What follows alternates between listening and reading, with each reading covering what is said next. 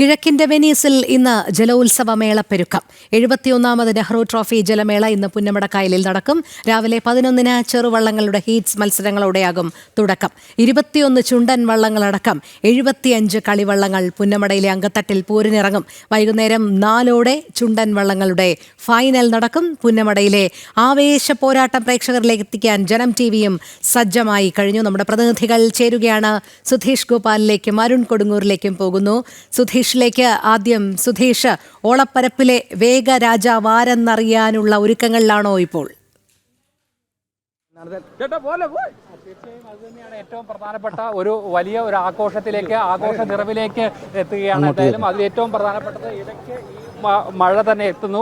അതാണ് സംകുല്യായി മഴ എത്തുന്നു എന്നതാണ് ഏറ്റവും പ്രധാനപ്പെട്ട. രാവിലെ മുതൽ തന്നെ ഈ മഴയുടെ ഒരു ചെറിയ പ്രശ്നങ്ങൾ ഉണ്ടായിരുന്നു. എന്തായാലും ആ മഴയൊന്നും തന്നെ ഒരു തരത്തിലുള്ള ആവേശവും കൊള്ളിക്കുന്നില്ല. ഇരു കരകളിലും ആളുകൾക്ക് ആവേശം നിറയുന്ന കാഴ്ചകൾ തന്നെയാണ് എല്ലായിടത്തും കാണാൻ കഴിയുക എന്നതാണ് ഏറ്റവും പ്രധാനപ്പെട്ട കാര്യം.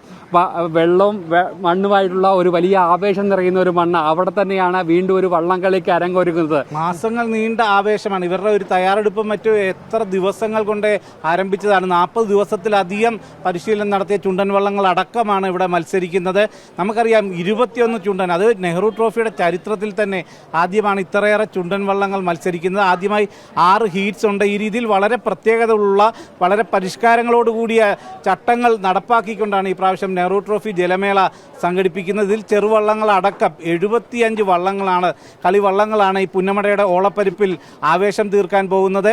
വലിയ ആവേശമാണ്. ഇത് മുൻപ് കുട്ടനാട്ടിൽ മാത്രമായിരുന്നു. ഇത്തവണ പത്തനംതിട്ട, വിവിധ ജില്ലകളിൽ നിന്നുള്ള കൊല്ലം, പത്തനംതിട്ട, കോട്ടയം ജില്ലകളിൽ നിന്നുള്ളവർ, എറണാകുളം ജില്ലയിൽ നിന്നുള്ള ടീം, അങ്ങനെ നിരവധി ജില്ലകൾ, സംസ്ഥാനത്തെ വിവിധ ഭാഗങ്ങളിൽ നിന്നുള്ള ടീമുകളാണ് ഇവിടെ മത്സരത്തിനായി എത്തുന്നത്. സംസ്ഥാനത്തിന് പുറത്തു നിന്നുള്ള തുഴച്ചിൽക്കാരടക്കം ഇവിടെ വള്ളങ്ങളിൽ അണിനിരക്കും. ആ രീതിയിൽ വലിയ ഒരു ജലപ്പോരിന് ഇവിടെ വേദിയാവുമ്പോൾ അത് കുട്ടനാടിനെ സംബന്ധിച്ചിടത്തോളം അവരുടെ ജീവിത താളമാണ് ഈ വഞ്ചിപ്പാട്ടും ഇത്തരം ഈ ഓരോ ആർപ്പുവിളികളും. ചെറുവള്ളങ്ങളുടെ ഒരു വലിയ ആവേശം കൂടി, അതായത് ട്രയലുകളൊക്കെ തന്നെ നടത്തിക്കൊണ്ട് ആ ഒരു കരയുടെ അഭിമാനമായ ഏറ്റവും പോരാട്ടത്തിലേക്ക് ഇവരൊക്കെ തന്നെ കിടക്കുകയാണ്. അത് നമ്മൾ ഈ കാണുന്ന ദൃശ്യം കേരളം ഏറെ ശ്രദ്ധയോടെ കാത്തിരിക്കുന്ന ഒരു സ്ഥലമാണ്. അതായത് ഫിനിഷിംഗ് പോയിന്റാണ്. ഇവിടെയാണ് വേഗരാജാവ് ആരെന്ന് കണ്ടെടുത്താൻ പറ്റുന്ന ഏറ്റവും പ്രധാനപ്പെട്ട ഒരിടം. എന്തായാലും ഈ പ്രദേശം ഒന്നാകെ ഇനി അല്പസമയത്തിന് ശേഷം ഇരു കരകളും നിറയുന്ന ഒരു അവസ്ഥയിലേക്ക്, എല്ലായിടത്തും ആരവങ്ങൾ നിറയുന്ന ഒരു കാഴ്ചകൾ തന്നെയല്ലേ കാണുന്നത്. തന്നെയാണ് 1150 മീറ്റർ ദൂരം തുഴഞ്ഞാണ്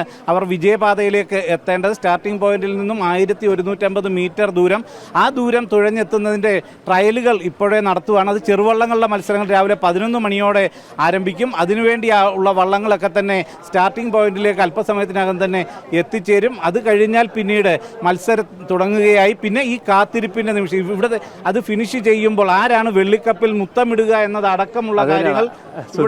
ആലപ്പുഴക്കാരനാണ്. ആലപ്പുഴ പഞ്ചായത്തിൽ നിന്നാണ് ഏറ്റവും കൂടുതൽ ചുണ്ടൻ വള്ളങ്ങൾ ഉള്ളത്. വിയവരം പഞ്ചായത്ത്. വിയവരം പഞ്ചായത്തിനെ കുറിച്ച് പറയുമ്പോൾ കാരിച്ചാൽ, പായിപ്പാട്, വെള്ളംകുളങ്ങര, അതിനു പുറമെ വിയവരം ചുണ്ടൻ, ഇപ്പോൾ മേൽപ്പാടം ചുണ്ടൻ വന്നു. പിന്നെ ശ്രീ ഗണേശൻ, ശ്രീ കാർത്തികേയൻ, 2 സ്വകാര്യ വ്യക്തിയുടെ ചുണ്ടൻ വള്ളങ്ങൾ. ഇങ്ങനെ വലിയ രീതിയിൽ ഒരു വള്ളംകളിയുടെ ആവേശം നിറഞ്ഞു നിൽക്കുന്ന ഒരു പഞ്ചായത്താണ്. അവിടെ നിന്നും ഇപ്രാവശ്യം കാരിച്ചാൽ ചുണ്ടൻ സ്വന്തം കരയുടെ കരുത്തിൽ സ്വന്തം ടീമുമായി വരുന്നുണ്ട്. പായിപ്പാട് ചുണ്ടനിലും പായിപ്പാട്ടെ ടീമുകൾ തുഴയുന്ന ഒരു സാഹചര്യമുണ്ട്. അത്തരത്തിൽ കരയിൽ നിന്നുള്ള ടീമും വള്ളങ്ങളും എല്ലാം കൊണ്ട് നിറഞ്ഞതാണ്. ആലപ്പുഴയെ സംബന്ധിച്ചിടത്തോളം നമുക്കറിയാം, വള്ളംകളി എന്ന് പറഞ്ഞാൽ നിരവധി ഓണക്കാലമായാൽ പിന്നെ വള്ളംകളിയുടെ ഒരു വലിയ ഒഴുക്ക് തന്നെയാണ്. ചമ്പക്കുളം ജലോത്സവത്തോടെ തുടങ്ങിക്കഴിഞ്ഞാൽ പിന്നെ കൊല്ലത്ത് freedom boat club, president's trophy ജലമേള വരെ വള്ളംകളിയുടെ കാലമാണ്. CBL തുടങ്ങിയതോടെ അവിടെ 9 ടീമുകൾ മത്സരിക്കുന്നു. അവരെ തിരഞ്ഞെടുക്കുന്നത് ഈ നെഹ്റു ട്രോഫിയിൽ ആദ്യം എത്തുന്ന 9 ചുണ്ടൻ വള്ളങ്ങളിൽ നിന്നാണ്. ഇപ്പോഴത്തെ ഒരു സാധ്യത നമുക്കൊന്ന് പരിശോധിച്ചാൽ, കഴിഞ്ഞ 5 തവണ വിജയിച്ച പള്ളാത്തുരുത്തി ബോട്ട് ക്ലബ്ബ് ഇത്തവണ തുഴയുന്നത് മേൽപ്പാടം ചുണ്ടനിലാണ്. മേൽപ്പാടം ഇതുവരെ നെഹ്റു ട്രോഫി നേടിയിട്ടുള്ള ചുണ്ടനല്ല. മേൽപ്പാടം ചുണ്ടനിൽ ഇപ്പോൾ പള്ളാത്തുരുത്തി തുഴയുമ്പോൾ കഴിഞ്ഞ തവണ ഈ ഒരു മൈക്രോ സെക്കൻഡ് വ്യത്യാസത്തിൽ പരാജയപ്പെട്ട വിയവരം ചുണ്ടനിൽ കഴിഞ്ഞ തവണ തുഴഞ്ഞ അതേ വില്ലേജ് ബോട്ട് ക്ലബ് കൈനഗരി. അതോടൊപ്പം തന്നെയാണ് UBC കൈനഗരി. നെഹ്റു ട്രോഫിയിൽ ഏറ്റവും കൂടുതൽ തവണ കപ്പ് നേടിയ ടീമാണ് UBC കൈനഗരി. 12 തവണ നേടിയിട്ടുണ്ട്. അവർ ഈ പ്രാവശ്യം എത്തുന്നത് തലവടി ചുണ്ടനയിലാണ്. അതും വലിയ ആവേശമാണ്. പിന്നെ പത്തനംതിട്ട ജില്ലയിൽ നിന്നുള്ള ഏക ചുണ്ടൻ നിരണം ബോട്ട് ക്ലബ്ബ് തുഴയുന്ന നിരണം ചുണ്ടൻ. അതും 2022 നീറ്റിലിറക്കിയതാണ്. കഴിഞ്ഞ തവണ ഫൈനലിലുണ്ടായിരുന്ന 4ാം സ്ഥാനമായിരുന്നു. അതിന് തൊട്ട് മുമ്പിലത്തെ വർഷം 2ാം സ്ഥാനം നേടി. ഇത്തവണ അവർ കപ്പടിക്കുമെന്ന വാശിയിൽ തന്നെ അവരെത്തുന്നു. അവരുടേത് 40 ദിവസത്തിലധികം നീണ്ട ഒരു പരിശീലനത്തോടെയാണ് എത്തുന്നത്. അങ്ങനെ എല്ലാ ടീമുകളും സജ്ജരായി എത്തുമ്പോൾ ഏറ്റവും സാധ്യത കൽപ്പിക്കുന്ന ടീമുകളുടെ കൂട്ടത്തിൽ ഇതിനോടൊപ്പം പറയാവുന്നത് കാരിച്ചാൽ ചുണ്ടൻ കാരിച്ചാലിൻ്റെ കരുത്തിൽ വരുന്നു. കുമരകം ടൗൺ ബോട്ട് ക്ലബ്ബ് തുഴയുന്ന പായിപ്പാട് ചുണ്ടൻ വരുന്നു. പായിപ്പാടൻ ചുണ്ടനെ സംബന്ധിച്ചിടത്തോളം ഈ നൂറ്റാണ്ടിൽ ഹാട്രിക്ക് നേടിയ ഏക ചുണ്ടനാണ്. അപ്പോൾ അത്തരത്തിൽ നമുക്ക് ഒരിക്കലും പ്രവചിക്കാൻ കഴിയാത്ത രീതിയിലുള്ള മത്സരം തന്നെയാവും ഇവിടെ എത്തുക എന്നതാണ്.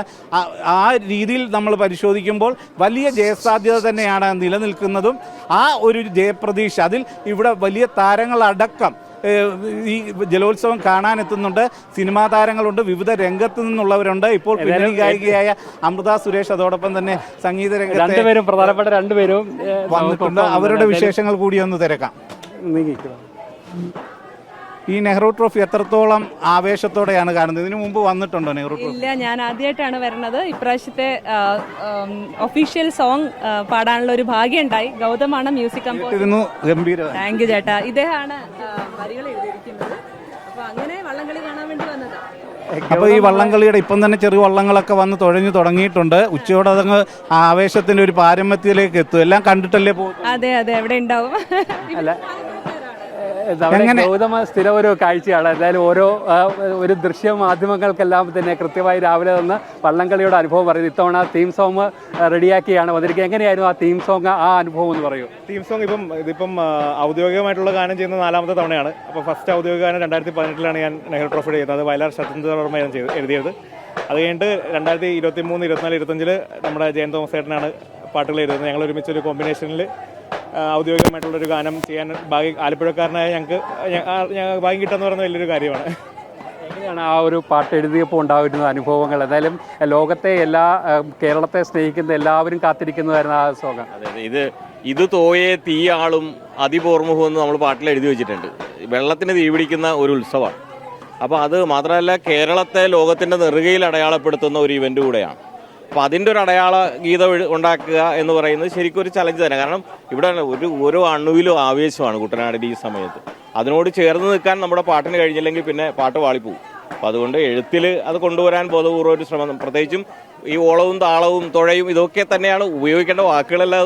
പക്ഷേ ഓണത്തേക്കാൾ വലിയ ആവേശം കുട്ടനാട്ടുകാരെ സംബന്ധിച്ചിടത്തോളം ആലപ്പുഴ തുടങ്ങുന്നത് വള്ളംകളിയിൽ അങ്ങ് തുടങ്ങി ഓണത്തിലേക്ക് പോകലാണ്. അപ്പോൾ അതിൻ്റെ ആ ലിറിക്സിന് ഗംഭീരമായിട്ട് ഗൗതം സംഗീതം കൊടുത്തു.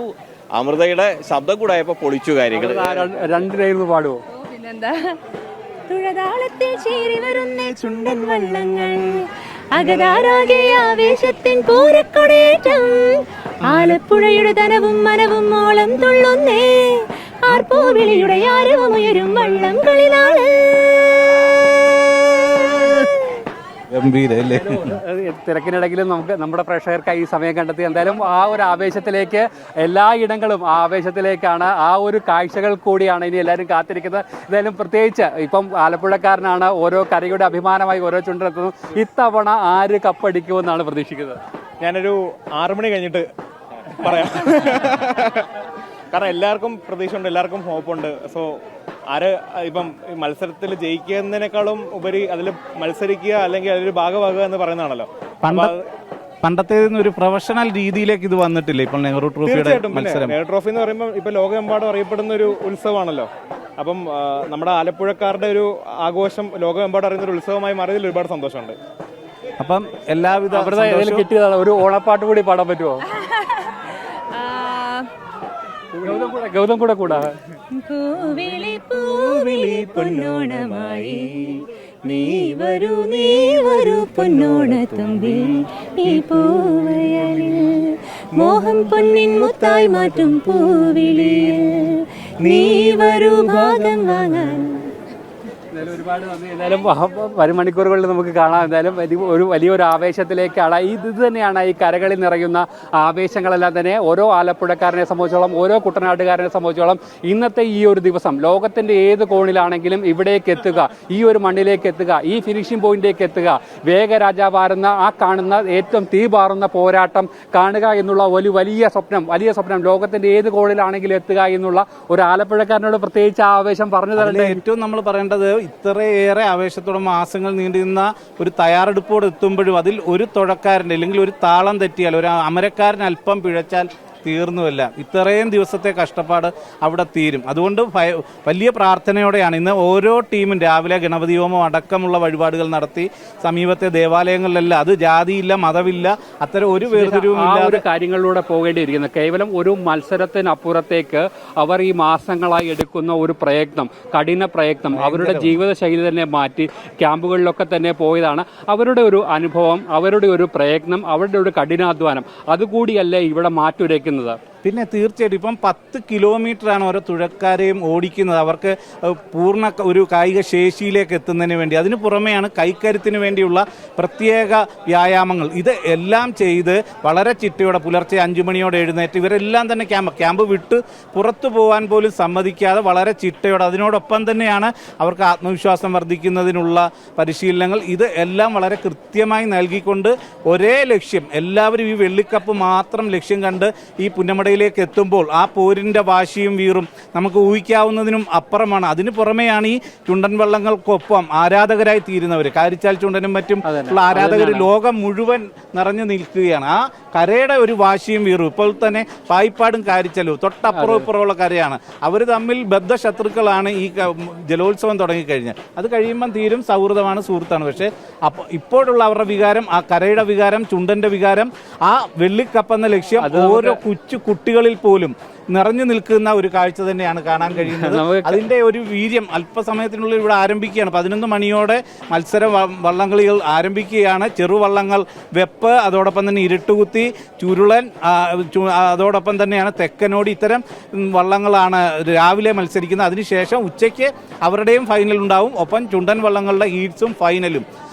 അങ്ങനെ നിരവധി മത്സരങ്ങളിലായി 4000-ലധികം കായിക പ്രതിഭകളാണ് ഇവിടെ നിറഞ്ഞാടാൻ പോകുന്നത്. അതിനുവേണ്ടിയുള്ള എല്ലാ ഒരുക്കവുമായി കഴിഞ്ഞു. ഇപ്പോൾ തന്നെ കാണികളൊക്കെ വന്നു തുടങ്ങിയിട്ടുണ്ട്. വളരെ കൃത്യതയോടെ ഇപ്രാവശ്യം പാസ് ഇല്ലാത്ത ആരെയും തന്നെ ഇവിടെയൊക്കെ കടത്തിവിടില്ല എന്ന കൃത്യമായ നിർദ്ദേശമാണ് പോലീസിനും മറ്റു ഉദ്യോഗസ്ഥർക്കും എല്ലാം തന്നെ നൽകിയിട്ടുള്ളത്. മറ്റ് സുരക്ഷാ ക്രമീകരണങ്ങളൊക്കെ ഒരുക്കിയിട്ടുണ്ട്. മുഖ്യമന്ത്രിയാണ് ഉദ്ഘാടനം. ആ രീതി ഉച്ചയ്ക്ക് 2 മണിയോടെയാണ് ഉദ്ഘാടന സമ്മേളനം ആരംഭിക്കുന്നത്. അവിടെ മാസ്റ്ററിൽ കഴിഞ്ഞാൽ നേരെ വള്ളങ്ങൾ സ്റ്റാർട്ടിംഗ് പോയിന്റിലേക്ക് പോകും. പിന്നീട് മത്സരത്തുഴച്ചിൽ ആരംഭിക്കുന്ന കാഴ്ചയും നമുക്ക് കാണാം. എന്തായാലും അത് തന്നെയാണ്, മഴയും വെയിലും മാറി മാറി നിൽക്കുന്ന ഒരു അന്തരീക്ഷം. അതുമാത്രം ഒരു ആശങ്കയാണ്. പക്ഷേ മഴയാണെങ്കിലും വെയിലാണെങ്കിലും ആലപ്പുഴയുടെ ഒരു ആവേശത്തിന് ആ ഹൃദയതാളമായി മാറിയ ആ വഞ്ചിപ്പാട്ടിന്റെ അകമ്പടിയിൽ ആർപ്പോ ഇളിയോടെ വരുന്ന ആ വള്ളംകളിക്ക് ഒരു തരത്തിലുള്ള അതാണ്. എന്തായാലും ആ നിമിഷത്തിലേക്ക് കടക്കുകയാണ് കേൾക്കാൻ. പിന്നെ വള്ളങ്ങളുടെയും ക്ലബ്ബുകളുടെയും പേരും അത് മാത്രമാവും ഉച്ചയോടുകൂടി ഈ പ്രദേശം മൊത്തം 1150 മീറ്റർ ദൂരമാണ് തുഴഞ്ഞു വരുന്നത്. ആ തുഴഞ്ഞു വരുന്നതിൻ്റെ ഇരു കരകളിലും ഓരോ വള്ളങ്ങളുടെയും ആരാധകർ നിറഞ്ഞു നിൽക്കും. അതുകൊണ്ട് തന്നെ 1-4 ട്രാക്കുകളിൽ ഏറ്റവും ആവേശം കൂടും. അവർക്ക് തുഴ കൂടുതൽ ശക്തിയോടെ ആവേശത്തോടെ എറിയാൻ, കാരണം ആ കരയിൽ നിന്ന് അവർക്ക് ലഭിക്കുന്ന ഒരു പ്രചോദനം അത് വലിയ ഒരു ശക്തിയായി തന്നെയാണ് കാണുന്നത്. അത്തരത്തിൽ ട്രാക്കുകൾക്ക് ഇവിടെ പ്രസക്തിയുണ്ട്. അതോടൊപ്പം തന്നെ ആ വെള്ളത്തിൻ്റെ അന്നേരത്തെ ഒഴുക്കിന്, അന്നേരത്തെ വെള്ളത്തിൻ്റെ ഒരു ജലനിരപ്പിന് എല്ലാം തന്നെ പ്രസക്തിയുണ്ട്.